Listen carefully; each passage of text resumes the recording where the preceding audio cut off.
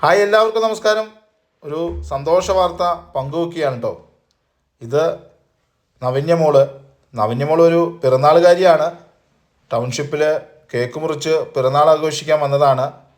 അച്ചമ്മ ശോഭനയും അമ്മ പ്രജിതയുമുണ്ട്, മറ്റു ബന്ധുക്കളൊക്കെ തന്നെയുണ്ട്. ടൗൺഷിപ്പിൽ ഇവർക്ക് 92 നമ്പർ വീടാണ് ലഭിച്ചത്. അതിൻ്റെ ഗ്രീൻ സ്പേസിന് മുന്നിൽ വെച്ചാണ് കേക്ക് മുറിക്കുന്നത്. നവന്യമോൾ പുതിയ അന്തരീക്ഷത്തോടൊന്നും തന്നെ ചേർന്നിട്ടില്ല. കരച്ചിലൊക്കെയുണ്ട്. മറ്റു ബന്ധുക്കളൊക്കെ തന്നെ ആശ്വസിപ്പിക്കുന്നുണ്ട്. ഇന്ന് മാർച്ച് 7 ആണ് നവന്യമോളുടെ പിറന്നാൾ. നവന്യമോൾക്ക് ഒരു കഥ കൂടിയുണ്ട്. നവന്യമോളുടെ ചേച്ചി അഹല്യ ഈ ഉരുൾ ദുരന്തത്തിൽ മരണപ്പെട്ടിരുന്നു.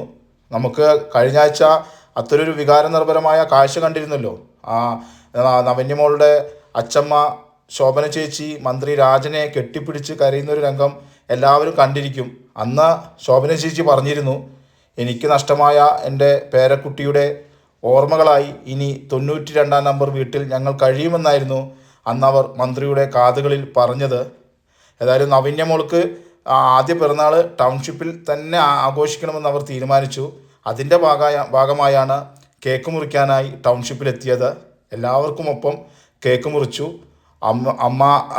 അമ്മയും അതോടൊപ്പം ശോഭന ചേച്ചിയും നവന്യമോളുടെ വായിലേക്ക് മധുരം നൽകി. നവന്യമോൾ കരച്ചിലൊക്കെ തന്നെയായിരുന്നു.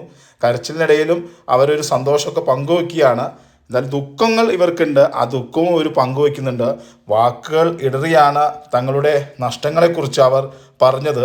സന്തോഷമുണ്ട്, മോളെ ബർത്ത്ഡേയും നമുക്ക് പുതിയ വീട് കിട്ടലും എല്ലാം ഒരുമിച്ചായതിൽ സന്തോഷമുണ്ട്. വേദന ഉണ്ട് ഞങ്ങൾക്ക് ഇപ്പുറം, എന്നാലും ഞങ്ങളെ മോളെ തന്നതിൽ സന്തോഷമുണ്ട്.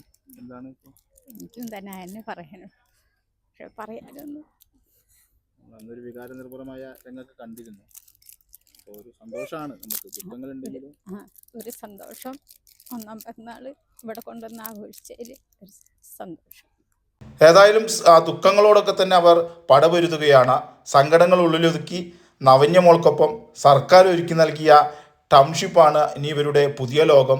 92 നമ്പർ വീട്ടിൽ അവരൊരു പുതിയ ജീവിതം ആരംഭിക്കുകയാണ്. അവിടെ കളിചിരിയുമായി നവന്യമോളും ഉണ്ടാകും ഇവർക്കൊപ്പം.